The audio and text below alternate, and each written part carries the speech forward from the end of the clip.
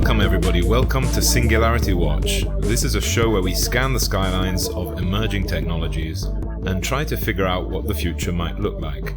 I'm Ollie, my co-host is Kavya Perlman, founder of the XR Safety Initiative, which is XRSI, award-winning cybersecurity professional and inventor of this timeline.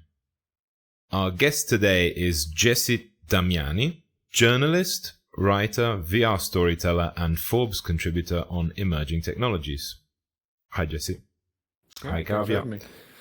Hello. So I'm going to jump right in. When we talk about new or emerging technologies, it can be rather hard to tell the difference between what is in fact pure hype and what's here to stay. So let's start from that. What would you say is the biggest victim of the hype cycle, and which emerging technology has surprised you the most in the opposite sense? Sure. I think it's all about timing and what particular sort of need a given solution solves.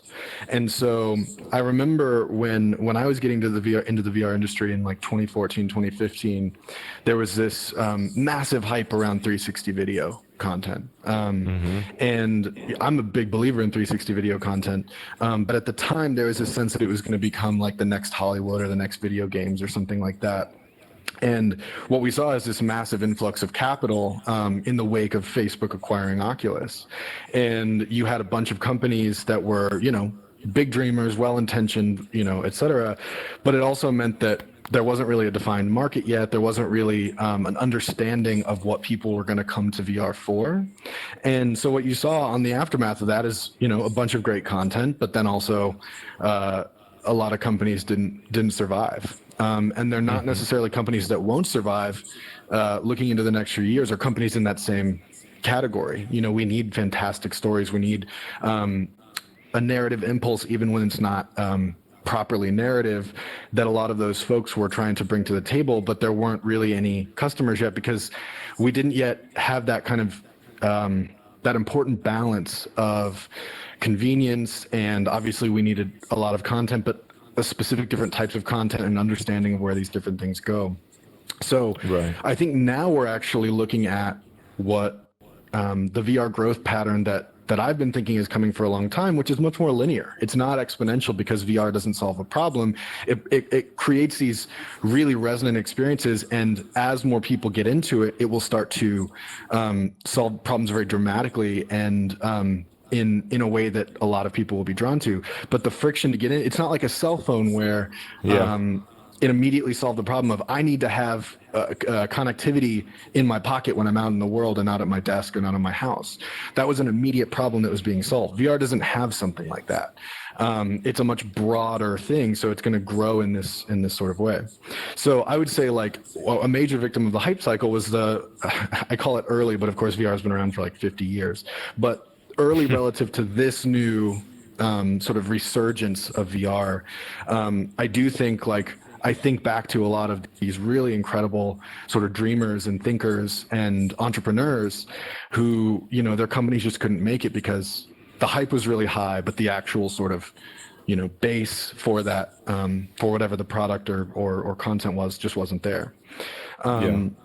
And then honestly, what surprised me is I don't even know that it necessarily fits in emerging tech, but it's a core part of emerging tech, is basically like lightweight wearables. I think what we're seeing is in the success of Fitbit and Apple Watch, and even things like the Muse brainwave tracking headbands, is that people are really interested in having a deeper sense of who they are. And of course, as to the nature of the show, we're going to need to do a lot of work to make sure that data isn't misused or abused. But as an emerging technology, what an individual can do equipped with that knowledge, I think is really powerful. And I think when they first started coming out, people were kind of like, oh yeah, cool. It's good for exercising or whatever. But now we're starting to see the ways that it actually has sort of a deep resonance culturally, and there's a lot of innovation sort of in those pockets. So would you say something that would be more, do you think there are products that are completely hype? Like things like, I don't know, 3D in the cinema or stuff like that? Whoops, hand glitch. Yeah. Or would you think that most things follow this kind of cycle that you were describing, where they might not come out at the right time and they come back later? Again, I think it comes, I mean, for instance, like you use the example of 3D TV, like in the sort of stereoscopic sense. That's an example of a product that is actually kind of this in-between thing between, you know, being able to have full immersion and, you know, your traditional viewing experience, and wanting to, it's sort of, I forget the name of this term, but it's a term from sci-fi. I think it's called like the big now or the super now, where basically you take the technologies of the moment and basically just extrapolate like what is going to be. I remember watching, what was it, Red Dwarf, and you know, it's set in the far, far future. I know that one. Yeah, and there's a first of all, a fantastic show. I love that show, and I think there's a lot of actually really deep existential questions that it brings up in the context of comedy. But there's this one moment where there's like, they discover like some old tapes, and it's sort of this hilarious moment of like, oh my god, they thought they were going to be tapes, you know, that far in the future.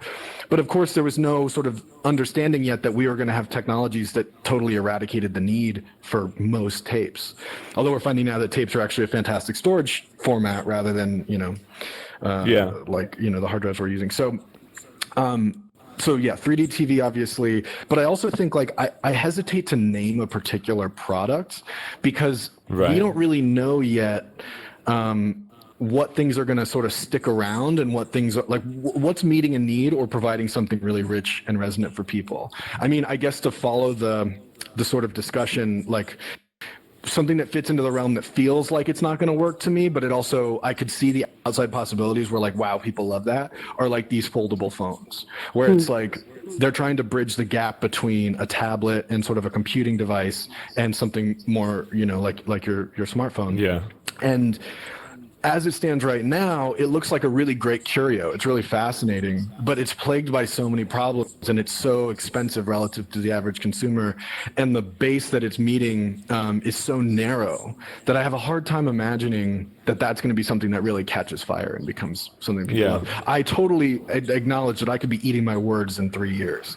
But to me, it's about thinking about what are the things that are really seeing what people need, really trying to solve those needs, or like in the sort of category creator, category, are you then creating this category where you're showing people that there's this whole better way, and thereby creating the need and also offering the solution. You know, the example everybody uses for this is Uber.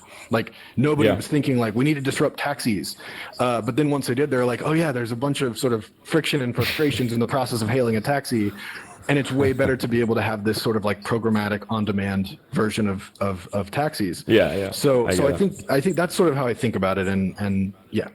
Yeah, and it needs change also according to what's available to some extent. I wanted to ask you, you've been known to say that poetry and emerging tech have more in common than many may realize. What does that mean in a nutshell?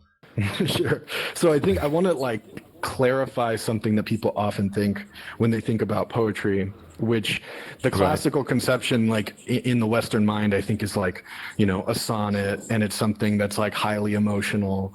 And there's certainly a place, and of course, Instagram poetry has kind of like looped in with that in this really interesting way. So poetry means a lot of different things for a lot of people. My training in poetry was to think about how can you use the most evocative language with the least amount of words, and to create a system of meaning by thinking about words that just by putting them in relationship with each other evoke something beyond the words themselves, something that transcends just like the written text that you are engaging with when you're like reading prose or something like that. You're really trying to, not to be sort of, you know, a little bit like mawkish, but you're really painting with words. And when you think about what you're doing, you're trying to create a sense of a thing that again transcends the specific words on the page. I think emerging technologies is doing that same thing with our dreams of what humanity could be, and our dreams of what our relationships to the world and to each other could be. And ultimately, emerging technologies, in the manner of brevity, need to be the most usable, simple, straightforward, intuitive as they can be for them to catch on. Again, why the smartphone worked is that you can be a really lightweight user of a smartphone or a power user, and it's still going to bring you a lot of function and joy. And then, of course, like my personal sort of stake in this is, when you're able to kind of bring creativity and bring art into these things that a lot of people think are dry and the mundane technologies of their lives, there's this unique opportunity to bring resonance and magic into their lives in a very surprising way. It's much harder. You can still do it with film or with a novel or, any other legacy format, but you have so much more potential to surprise and to explore with emerging technology driven, creative and artistic content. So that's really what excites me. That's already not something I would have thought of, to be honest. Something you don't hear people say that, make that kind of parallel between the two things very often. So it's pretty original, to be honest. As a journalist, who is your audience when you write about these topics, emerging tech, for example? I view my role, I think any journalist is going to answer that question differently depending on who they are and where they publish. Yeah. My attitude is I'm always trying to write in a translational way. I'm always trying to draw new people in who feel like that it's inaccessible to them. I'm always trying to sort of create the context. So I don't have like an individual demographic that I look at. You're a bridge as my audience.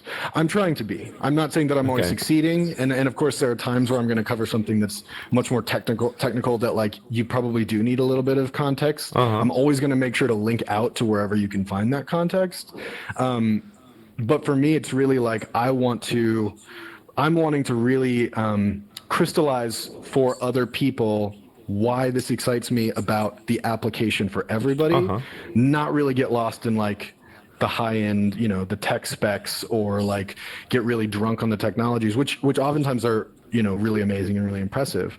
But for me, I think it's important that there's an increased sort of fluency and literacy among the mainstream about what these technologies are, even if they don't understand the underlying mechanics.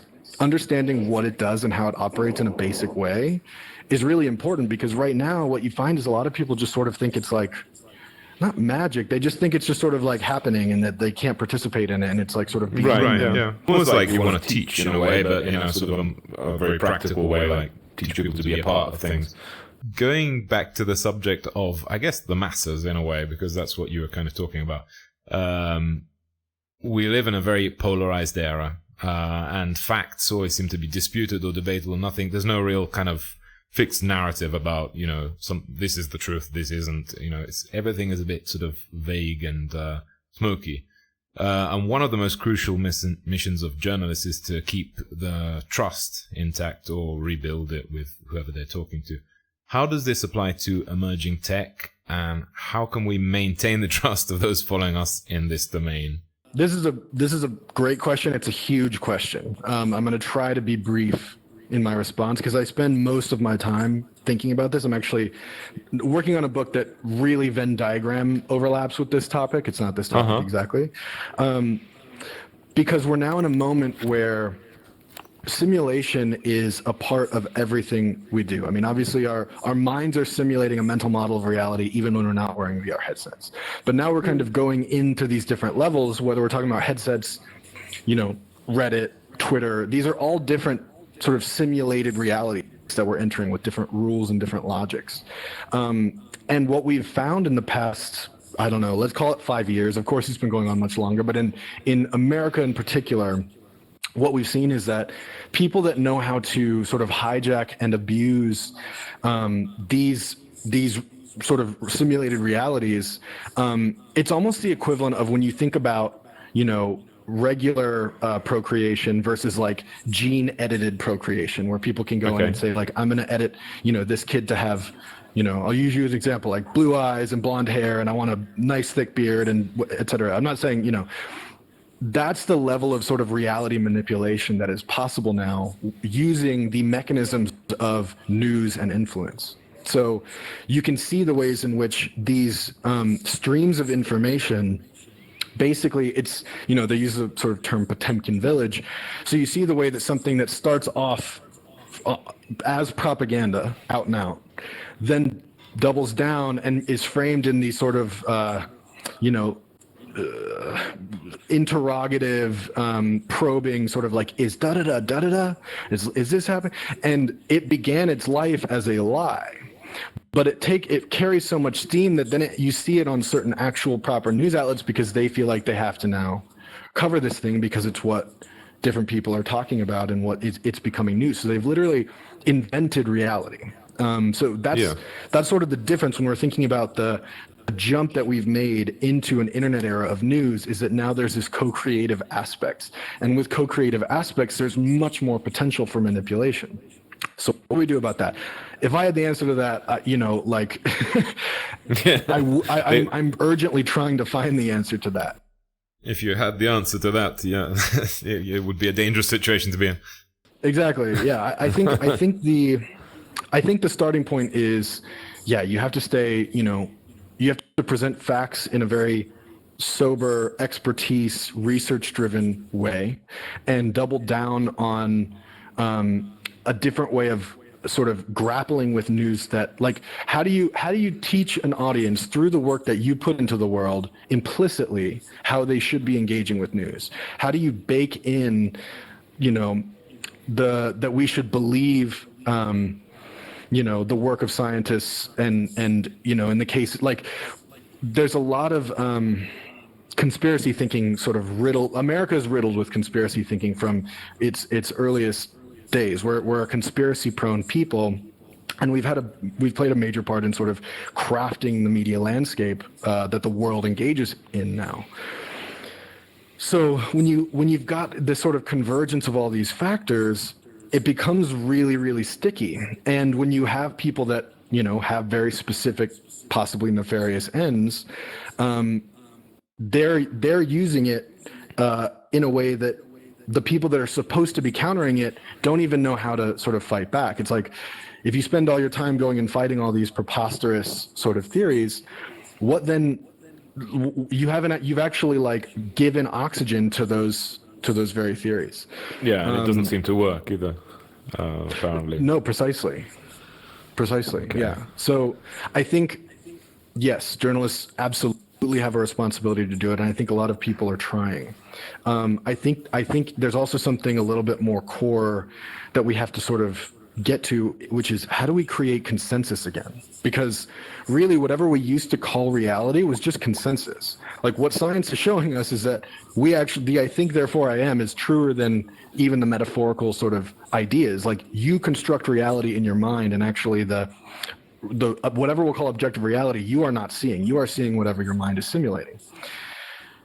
So then when we had these sort of, when you look to the past and you say, like, oh yeah, everybody believed in the same reality, they were all sort of agreeing enough with each other's individual realities to create consensus. And of course, those are the contexts when there's consensus, when humanity is either at I shouldn't say best or worst, is when it's most effective. When people all believe in enough of the same things and move in that one direction, that's when we have, major growth in any qualitative direction. So if the problem right now is that bad actors are using these reality streams to basically fracture reality and make people believe that there's no point and that there's no truth to be had, then that's really what we have to kind of get back to. And that's what I'd like to try to figure out, but I won't pretend to have the answers. Okay, well, I think that's something one could do a whole episode on, maybe even 5, 6. We have to find the ways to figure out, like, how do we get the trust back, or how do we build the trust? In fact, I'm so glad we're engaging in this XR Safety Awareness Month, where we'll, conduct this 1 month long sort of experiment as to how to rebuild that trust back. Have you encountered ways that we can use XR to create XR, let's say, safety awareness, or build this trust? Like, you've obviously been a vocal messenger to talk about, how emerging technologies are influencing people, manipulating people. What about the positive aspects? Like, have you noticed that? And perhaps, in the coming months that we've signed up to do the XR Safety Awareness Month, what are the various ways that we could utilize these very technologies to now create awareness? Well, I mean, I think a lot of the work that you're doing is a great starting point, because what you're doing at base is creating this starting point and saying, this is what safety and inclusion looks like. These are the sort of pieces of the recipe. Like, I can't, make the meal for you, but these are the pieces of the recipe. I also think where emerging technologies, in particular immersive technologies, can be really valuable, at least for now, is that as we're a growing community, as new folks are coming in, creating frames for engagement and dialogue and adding a human component to that, because I think one thing that's fascinating is that so much of social media right now is predicated on written language, and written language is a fixed system in some sense. It manifests in the, like, I know that, when we talk about left and right brain, that's not, as scientifically accurate as people thought, several decades ago. But the metaphor of the left brain is where language sits. It's rigid. It doesn't leave room for it makes it drives folks much more toward dissent. If I won't get into, like, thinking about the ways that algorithms and surveillance capitalism sort of correlate. That paired with language can become something very toxic. When you're in person with somebody, and particularly in space where, like, we're recording this now, but the vast majority of social VR interactions aren't recorded, so it feels much more like real life. That's a space where it can be much safer for folks to sort of learn and start to have conversations that maybe they're scared to put in writing on the internet. I think it really starts with, one, just being able to share knowledge and ask questions in a safe space. And I think that goes in all directions. Like, I think people need to recognize when somebody's trolling or being toxic versus when they're legitimately trying to learn, but maybe doing so in a clunky, ungraceful way, and draw people in rather than sort of repel them. What about the individual and artists? Like, what role do we have to play in all of this as we step forward towards these immersive domains? Do we have to fear these devices, or what can we go with? Like, of course, awareness, but, like, what shall we think about as we are stepping into these domains, as an individual, as a journalist, as an artist? So this is going to sound coy, but I don't mean it to be coy. Oh, and this gets back to the point that I actually just lost. We have to depressurize. Like, it is urgent that we depressurize. So how do you depressurize? Well, one of the ways is just have fun, just play around. And creativity, art, storytelling, these are spaces where it is many times the easiest to just have fun, to just experience something with somebody else and not think about, like, oh, are you on the red team or the blue team, or are you this or that? It's just like, you can just go have fun. You can go play capture the flag. You can throw, tomatoes in big, like, there's all these different things that you can do that are just goofy and silly. And from the goofy, silly baseline, you can start to sort of move into sort of deeper, but there's that basis of trust and that basis of, like, well, I know some things about you, and I know you're a good person, or I know you're striving to be good, and I know I'm striving to be good, and maybe we disagree on this thing, but perhaps there's a way that we can start to communicate with each other about that difficult thing because we did the fun thing. And then on the aspect of, like, art in particular, so, like, moving, in my mind, I sort of structure it as, like, there's creativity, and then there's there's art, capital A art. There's the art that's the reflection of rigorous critical engagement, a strong aesthetic sense, an experience engaging with media and with your particular medium, where you're really trying to deliver a particular experience. It's not just meant to be fun. It's meant to be something that really evokes both like that qualia, that, like, conscious experience, sort of like that you feel in your body. It's meant to have aesthetic pleasure or displeasure, and it's meant to make you engage with an idea, some type of, there's some thesis about the world or, the universe that you're supposed to be engaging with. So with art in particular, what I think can be really valuable is that now you have a space where maybe the entry point to that conversation has been made for you.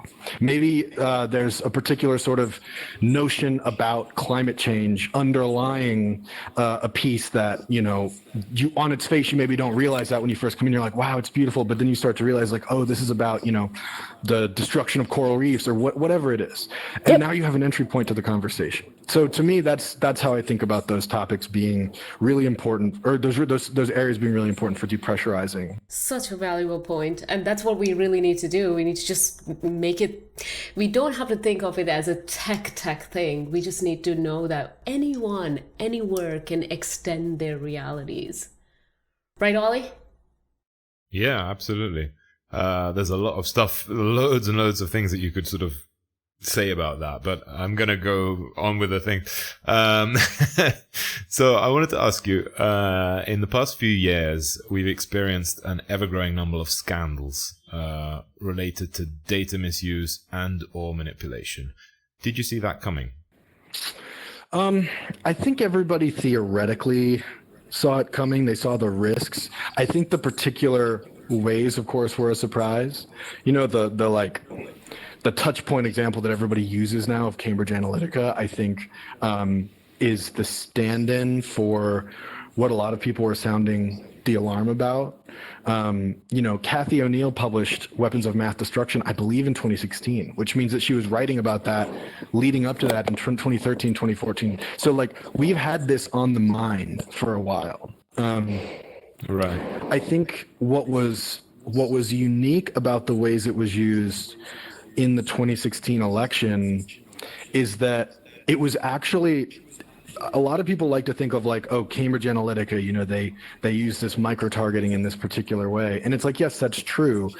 But really what we saw and why it worked is because what they did was they correctly identified the existing fissures among people, the existing fissures in the fabric, or like tears in the fabric of society that existed already. And they exacerbated them not just with the paid advertising, but by actually like injecting fake players into social media spheres. So you had people that were leading groups that were just the result of, you know, they appeared to be real people, but they were operated by totally different people who weren't on the ground. So you had people staging protests and counter protests that had been created and then fomented by fake players. That type of thing, I think, really caught people off guard. I think a lot of people were thinking like, oh, algorithms, of course, target the most vulnerable, you know, for-profit colleges targeting, you know, recent widows and widowers in, you know, lower income neighborhoods and, you know, framing loans as being like free money rather than something that was going to put them in a lifetime of debt for a useless degree. Like things like that, I think were more in the realm of what people expected. But I think the way it was deployed in 2016 that we're now seeing deployed sort of at an order of magnitude beyond that is actually just using the like quote unquote free, the sort of inhabiting and personification of real people. And the fact that we've sort of accepted that, the fact that like we've accepted that there can be a Twitter presence with like, you know, a little drawing as the, you know, the avatar photo, and that like that could be a real person, it might not be a real person. We have that sort of like Schrodinger's cat engagement with so many people on the internet now. And I think that's been something that I think existed in this middle space between what we thought about algorithms and what we thought like virtual worlds were going to become. Yeah, it's makes me think what you said, that, you know, you can have all the most evolved techniques of manipulation, but you need kind of a fertile land to be able to apply those things. So there must be some kind of immunity that can be achieved in a different moment or something like that. We'll actually get to that in another question, but also regarding data, in general, do you think the world's a better and safer place now after everything we've discovered and uncovered? And are we learning from past mistakes?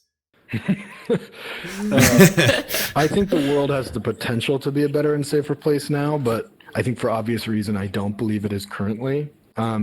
What's encouraging is that we have, you know, work like the work that you're doing, work that a lot of advocates are really have been sort of sounding the alarm on, but now a lot more people are taking seriously. I'm encouraged by that. I think we recognize that there's a problem, but my sense is the way that like the sort of surveillance capitalist model, I don't necessarily think we can change that. I think what we really need to, because there's so many positive applications of data, that I think there's too much baked in incentive among too many people. But I do think there's a way to start thinking about, a public data commons, a space in which everybody can basically be in charge of what data they do and do not share, where there's some type of compensation, whether that's literal money or like in-kind privileges. And so just basically there being more transparency, and then on the other end, more obfuscation, more anonymization, and more effective anonymization. Like there's this whole middle layer, this like gray area of ad tech that can triangulate all these different data points about you, and they are immune from regulation because they are not the actual social media companies themselves. Right. But they can triangulate your credit card data, your location data, and they basically all can work in this like unholy communion, and then sell that back to the social media companies who didn't track it about you, but they have it now. And not just social media, information companies, anything like that. And I think we really need to target that, and we need to figure out how can we allow the data to still be used so that it makes our products better and it makes us better, it makes medicine better and safety, it improves safety, but that it also doesn't unfairly target anyone or do so in this sort of shadowy, confusing way that's sort of impossible to penetrate. So do I think we have the potential to live in a safer world because of these technologies? Absolutely. And I think that's what all three of us are sort of fighting to make happen. As it stands right now, with the track that we're on right now, the world is increasingly becoming a more dangerous place. Oh no, I would agree. Absolutely. We're looking at a very dangerous landscape preparing for the US election. In fact, Facebook and other folks have mentioned that they are going to suspend some of these political campaigns and whatnot. So very dangerous for sure. Totally. Since very early times, the world of information has been pondering the evolution of journalism and media in the digital era. The end of printed media was a hot topic around 2005. What is the thing on everyone's mind right now? I mean, I think that particular conversation is an ongoing one. And I think figuring out what role do media organizations play? I mean, there's the larger conversation of like, should media be public or private, or what relationship of public and private media should exist? Because we've seen good and bad examples of that all around the world. And so I think that's an ongoing conversation. I'll be curious to see how it evolves. What I think individual media organizations are trying to figure out right now is they say, okay, we can tell that basically there's like the bottom is about to fall out from under the click-based advertising model. And even the like branded advertorial model where it like reads like an article, but it's specified as being a sponsored post, and it pushes a particular product or service. That's already not sustaining most media companies, other than the sort of most flexible and shrewd, and honestly the ones that are the most converged, so they have like a ton of different media properties that they can farm these. I think where the thinking lies now is how do you become a community that people want to gather around? So it's not just about the news itself, because the inclination of information is to be free, even when it's behind sort of paywalls. Like, sorry, my hands are going all over the place. As to the sort of both magic of emerging technologies and also the sometimes jankiness of them, I think really thinking about like, how do you become a community? How do you become a place where you're excited not only for the story but the commenters, and to be able to engage with the commenters? And what role does the the platform of the individual journalist or journalists look like? What's happening now is we're seeing a lot of journalists are starting their own Patreons and their own Substacks to themselves become almost like a media property, as much as just based on the sort of power of their brand. And then that, of course, can be leveraged in conversations about getting hired at different spaces. So I think we're in that really murky, complicated area as an industry of, okay, we know we need to be more than just news, but what is that additional thing? And I think where a lot of the thinking lies right now is being a community. Okay, yeah, that's something that it's sort of an undertone that you can kind of feel around a bit. It's not something I'd ever managed to put into words myself, so that's, thanks for kind of articulating that in some way. That's guess what you do, right? Emerging tech certainly has a dark side, but it's about more than concerns and fears about the future. What do you think are the main improvements in a sector like, for instance, art? I think for me, and the reason that I'm excited about emerging technology art, and there's all these different names thrown around, like at the turn of the last century, sort of new media became the term for these, these art forms that were coming as a result of technology. And I think ultimately new media still is the overall term, but we need to sort of reframe what we mean, and that it's an ongoing idea. There's also emerging media, So all of that. What excites me about the new 21st century realm of digital and, new medium, emerging media work. This is crazy with my hand. And I'm a hand talker, so it really becomes a thing. Is the possibility of the two-way interaction, that actually there's a new relationship that's emerged between artist, and audience. So it's you have an artist who thinks through what an engagement is. It invites audiences into the art, and the art is therefore unique to the person experiencing it, or unique in a way that it hasn't necessarily been. Of course, everybody's experience of everything is unique, but when you have programmatic art that responds specifically to your presence in the ways that you embody your presence, when you move the sensors track you and interpolates you, that to me is a really exciting prospect, because it allows people to kind of have more of that mind meld with the creator and with the artists.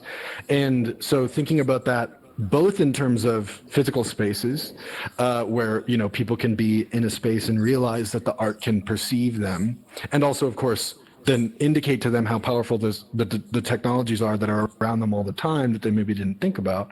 And then also art that takes place in a fully virtual context, where you put on your headset or you bring it into your own home through augmented reality and you engage with it there. You now have a more intimate sort of relationship with what it is, because it's in the situation of your quote unquote personal space. So Jesse, I'm going to pick up the conversation you two were having just a little bit ago, and want to ask you, we are in this time, pre-US presidential election time, and you just hinted at the Cambridge Analytica scandal. We talked about how that impacted all of us. So during Cambridge Analytica, I was working with Facebook and doing third-party security. We saw that there are so many data points that you can collect based off of social media, scraping someone's account and whatnot. Now with VR and AR, there is over 2 million data points you can gather in 20 minutes. We had Stanford had the research conducted. So what do you think is going to potentially be the new Cambridge Analytica scandal? Because sometimes I'm talking to people and they're like, well, I've got nothing to lose. I'm going to pick up this new cheap headset that came out. So just in terms of awareness, we got to be thinking about what could really go wrong, and what would that look like with the convergence of all these other technologies. Totally. Yeah, I think the potential's, it's really sort of daunting to think about, because unlike how people maybe act on Twitter or on Facebook, when we're talking about the data you can gather, biometric data you can gather off of something as simple as a headset, much less when you start to add in, shoes that are adding haptics and wristbands and gloves and all the other things that we suspect are coming, you can actually get a really clear image of who that human being in space is, which is not limited just to the virtual world. The fact that gait tracking is a more specific signature than a thumbprint. I don't think people really understand that. And there's artists actually trying to play with that, of what would the version of a suit be that basically obfuscated your gait so that you couldn't be sort of targeted in that way. I think we're in a unique moment with VR where, as I said, I think the growth will be linear, and even if it's not linear, the exponent will be the J curve will be a very long, slow J curve if there is one, which means we have time to, while the influx is steady, to really start to kind of sort of lay the groundwork of understanding, like the work that you're doing. And I think that's urgently important, because we obviously did not do that with smartphones and social media. And we can look back and see how the sort of techno optimist, utopian dreams of the 90s very rapidly sort of flipped into what would become like a surveillance capitalist context, because we were so starry-eyed at that time about what the potential connection could be through the internet, that we weren't scrupulous. I think we have the luxury of A, being able to be scrupulous, and B, not having this sort of massive influx of people that become much harder to sort of get on the same page and sort of provide a context for what's going on and what can be done. Again, getting back to the earlier point, I think I'm not seeing enough of that right now, which is why, again, it's exciting the work that you're doing, because this is this really precious moment. Like, we can't go back and undo. As we've seen time and time again, going back and undoing is at best a monumental expensive feat, and more often it's just flat out impossible. Almost impossible. Yeah, exactly. It's almost like, we're in this era of seeing is no longer believing, and anyone can now take all those data points and alter my reality at some point. And we've got this maybe 1 year, 1.5 year of runway before all these glasses become ubiquitous, and then we're at loss. So that's what we got. And I'm glad that we are working together on this, because we have a lot of work to do. For sure. And I would say, like, I think we have a little bit more time, like 1.5 years until, we start to talk about like Apple being a meaningful participant in this. And, but I still even think I don't think it's like, oh, Apple's out and now we're screwed. We can't. I think this is something we have to keep pushing at, even once more and more sort of cheap or not cheap, but effective VR and AR wearables are out. Absolutely. It's comforting in a way that you mentioned that the growth of these technologies is a bit more linear rather than exponential, because it does mean that there's more time to kind of get this stuff in. And it's not like a blitz, Going back to art, you're the director of the, pardon my pronunciation, I'm not so sure if it's the NXT or the NXT, which sounds kind of cool to me, but I don't know. How do you pronounce that? Just next, like the word next. All right, next. Okay. So Next Museum, the first museum in the Netherlands dedicated to new media art. Can you tell us more about this project? What's it all about? Yeah, so, I'll establish off the top, I'm not one of the founders, so, I'm speaking from my experience. I met them at Sonar Plus D in Barcelona last year, back when Americans could travel to the European Union. And we really sort of hit it off, and they had this vision for, a dedicated space where the type of work that was coming through Sonar Plus D and Ars Electronica and South by Southwest and, all these other, digital and new media sort of art showcases could like live in a more permanent way. And so, to truncate a long sort of history in their growth, I mean, they've been so savvy and effective at growing a team and really making sure everybody's always on the same page.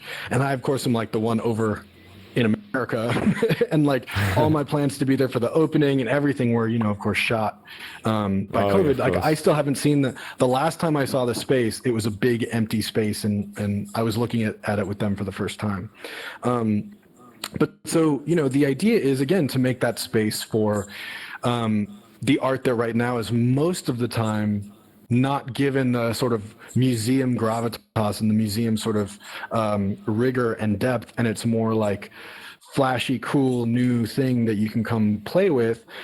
But it's not then given the same sort of curiosity and intellectual exploration that you might give, right, the Mona Lisa or what have you. So that's really the goal in the broadest possible terms, is really just make a space where that type of work gets the is treated with the seriousness that it deserves.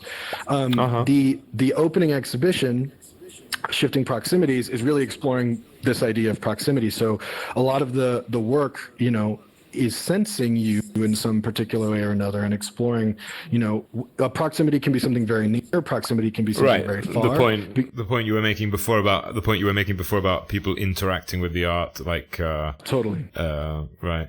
So that's something that makes me think more about theater actually than static art as we kind of tend to think of art. There's even a game where they've got actors. I think it's called The Underpresents. You have actors actually in the game. That's a pretty cool idea. I haven't tried it out yet. But, that's an exceptional experience. Is it good? It's wonderful. I've never tried. It's wonderful. Yeah. I wanted to ask you something which is a bit of a loaded question. The word of 2020 is vaccine, because it's kind of on everybody's minds. So what would your vaccine be for misinformation and fake news? And something I want to add to this is, we were talking to Kavya the other day. We were thinking about the fact that when you talk about things like fake news and worrying about privacy and stuff like that, it's not something that people kind of find cool. It's not like, it's not easy to sell as something cool to be worrying about that. So what are your thoughts on that? How do you get people to sort of, take notice, and what's the solution? Yeah, I mean, as I said earlier, I won't claim to have any one single solution. In fact, if we're talking in the language of vaccines, I would probably argue that a vaccine for something as sort of broad and far-reaching as this would operate more like those vaccines you take once every 2 years for, a number of years. Right. It's not something that you take one time and are vaccinated against. Right, of course. Human because nature. I think it's, yeah. Yeah, and more than that, more than it just being human nature, it's that we've brought into the fore systems, and as a function of that, people who understand how to manipulate those systems at a time of where the degradation of education, certainly in America, we're basically sort of anemic in terms of, as a culture, in terms of our literacy and fluency in critically engaging with media at a time when there's a small number of people who are incredibly adept at sending out the type of manipulative content that exacerbates this sort of fake news problem. Right. So we have to sort of turn to, like, what do people do to get people out of cults? What do people do what have people historically done to combat propaganda? And again, what I come back to is, you have to sort of find ways to facilitate more critical thinking and more sort of a skepticism at anything that comes in, but also the ability to, once you've started from a place of skepticism, verifying, like, oh, I can believe this now because these different factors have sort of demonstrated to me that this is a reliable piece of information or sort of report. And then also from a social standpoint is again, depressurizing. Because so much of the problem right now is actually the result of problems that exist in society outside the internet. There are problems that are, in some sense, age old, racism, sexism, just xenophobia in general, homophobia in general, anti-Semitism. So we see this in so many different ways that actually, like, a lot of these conspiracies that feel new are actually rooted in, like, the oldest forms of hate.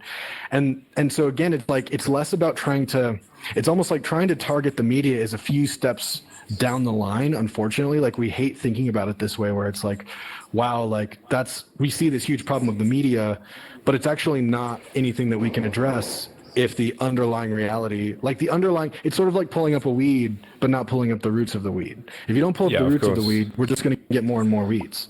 And so I think that's where this type of work is really helpful, because it's not trying to say, like, hey, we need to, like, throw out, it's baby with the bathwater, throw out the media and start anew. It's like, no, we can't do that. What we need is for there to be an audience of people who know how to critically engage with it, and for their impulse to not be to look for the worst in people that disagree with them. Do you think that to some degree, the fact of having such a user-friendly world now, so I mean, everything we do is kind of easy to do. We're not forced to really use our brains as much. And don't you think that's kind of working in the opposite direction? I mean, I remember there was a study where they showed that if you read a font which is very easy to read, really comic style font, you're not going to learn as much as if you read a difficult small type font. That was actually in a pretty famous book. Can't remember the name right now, but anyway. And my point is, do you think that there's anything that we don't really want to see, but that might be that we have to kind of make life a bit harder for ourselves, and rather than easier in terms of learning, like make more of an effort and have less things just given to us fast and easy, like technology tends to do a bit? Yeah, it's a tough question. It's like, I mean, nutrition experts have been trying to get people to understand the value and hack the brain to eat vegetables for so long. It's like, it's the same type of thing. It's like, do you want the like easy, sweet, adrenaline inducing hit, or do you want the thing that's actually gonna make you sort of a healthy person? Again, it's culture, because totally because if you live in a place where that's been sorry, keep interrupting. Yeah, no, exactly. So, but that's exactly the point. It seems to me that we need to really think about, okay, where can we meet people where they are to start to get to the place we want to get. So if where people are is on social media platforms, and they need to start with a really sort of specific, broad idea to be brought into the deeper, sort of more specific content, maybe that's the way to go. Maybe there's some cases where that's the totally wrong move to make. I think it really, like anything you put in the world, it comes down to who's your audience and how much work have you done to empathize with their position.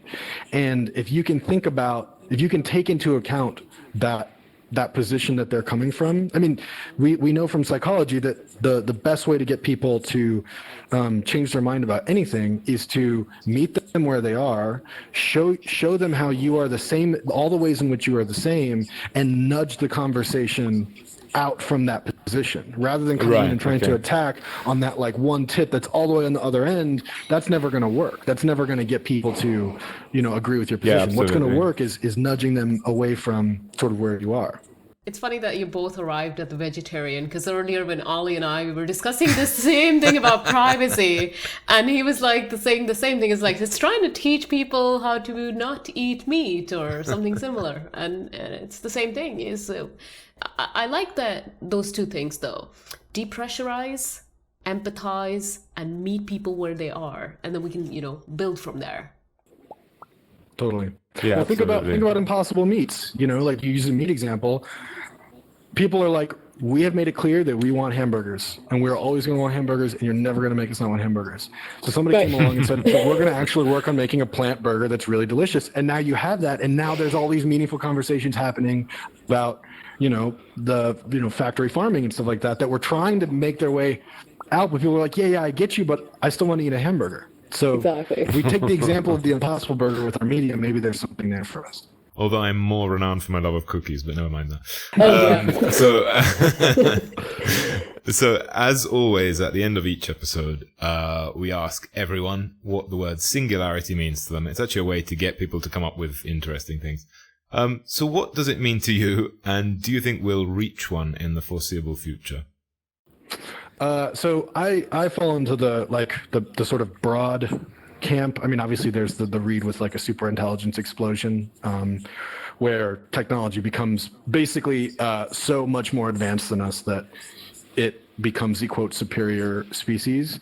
And I think that's an interesting discussion. I don't want to poo-poo that discussion. But I want to the way I think about the singularity is dialed back, in the sense that you can have cultural singularities, you can have linguistic singularities, you can have theoretical singularities, and singularities like that are more abstract, where really something has become so powerful or so sort of inescapable that it has redirected the entire understanding of that thing, that field, that idea, that concept, what have you, and has reoriented it. And so, because I guess with the artificial superintelligence explosion, I think I don't even think that's the right conversation to have, really. I think it's a distraction from the conversations we need to have about algorithms. But I also think even if it were hypothetically possible, it's very far from us. And it projects, it anthropomorphizes algorithms in a way that's just not how algorithms work. Unless you were to literally design an algorithm whose whole purpose was to overthrow humanity, which if you think about all the like individual narrow tasks that it has to sort of have on hand to do that, you start to realize we just got like decent voice to text transcription. You know what I mean? Like, we're a long way from anything. So I think really where we should be thinking about singularity is, where have we gotten to the point with any technology where it has completely reframed what regular, quote, IRL or AFK life is? I think like there was a singularity when smartphones occurred. And I think there hasn't yet been the singularity of VR, but I think the sort of VR singularity is coming where we start to do more and more things in VR. And so that's how I think about singularities in terms of technology, is that there's actually, ironically, not one singularity. There's just ongoing singularities that occur across different technologies, ideas, concepts, what have you. Okay, so multipalities or something like that. Thanks for being here. Thanks for having me. It's been a pleasure to talk to you. And you've said so many things. It's like we could take each one and like expand it. So I feel like we've kind of just scratched the surface talking to you, but it's been really, really interesting. Big thanks also to Kavya Perlman, and Marco Magnano, who you can't see, who's the editor of the show, and the team, who you can't see, but they're up there. To anyone listening or viewing, this is the 3rd episode. There'll be many more coming.